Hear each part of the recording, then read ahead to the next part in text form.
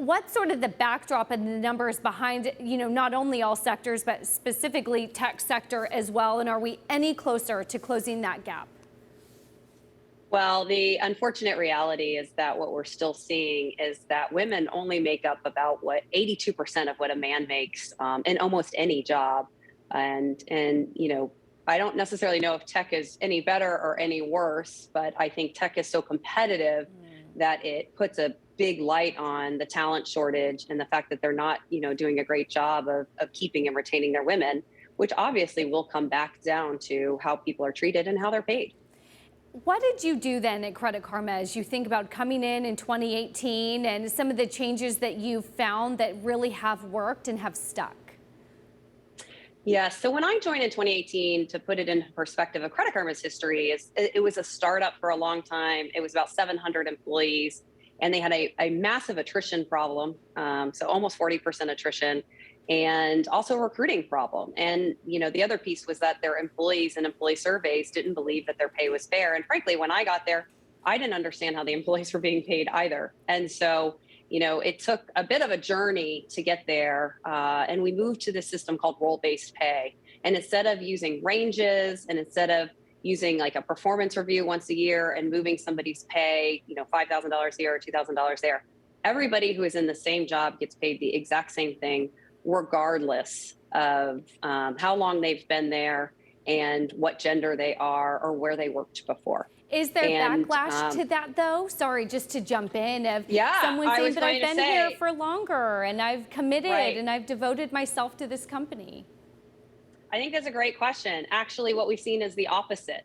Our attrition, frankly, even now, is the lowest it's ever been.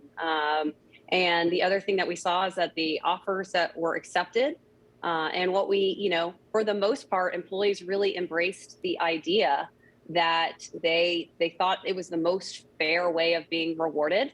And they understood where their pay came from, how we were determining it.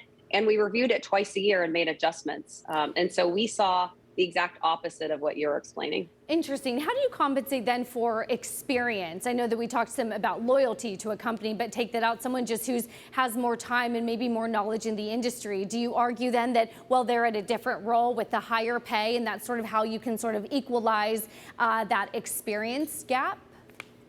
So what we did is actually we built a job framework for all of our functions, and we got very clear on what was expected of each role. And so where somebody interviews and they come in, they're slotted in, if you're a software engineer, maybe you're a software engineer 1 or you're a software engineer 4.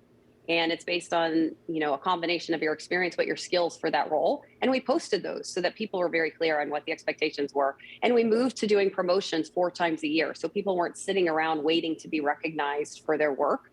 And providing that level of clarity and the opportunity of knowing when they were going to be reviewed and building out an actual calibration so that everybody who was being considered for promotion at that point in time was being considered against the same framework in each and every team that we had.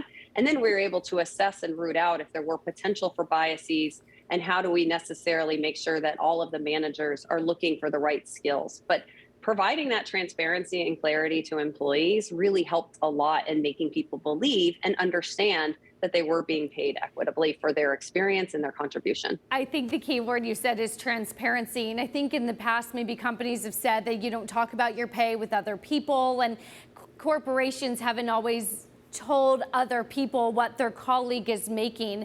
How much of this really does come back down to transparency, maybe on the corporation's side?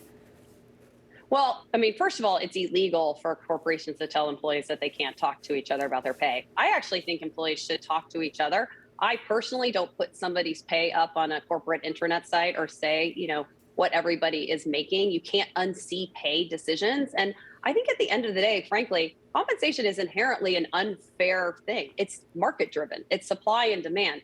But I'm not going to out somebody who is not comfortable with somebody else seeing what they're paid. But if they want to share it amongst themselves, I think it's a great skill. And I think it really drives on, it's a check on the, corporation. Are they doing the right thing? Are we living our values and what we've stated? And also then employees can potentially understand amongst themselves, how each role does pay. A lot of our viewers are investors, and I'm curious, as we think about the rise of ESG, maybe the role that pay equity has to do with sort of trickling down not only to the top but then to the bottom line. What advice would you give companies of some of the positive changes they can make and any sort of then positive impact it may have on the company and the bottom line? Well, I think I would, start with that pay program that we put into place. We reduced attrition by 2/3 as soon as we rolled this out.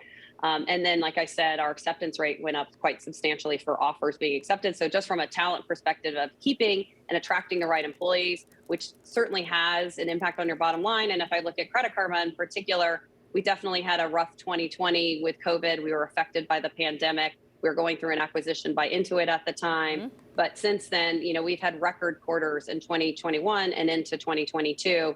So, and I think, a lot of that speaks to the talent that we've been able to attract and to keep in our business.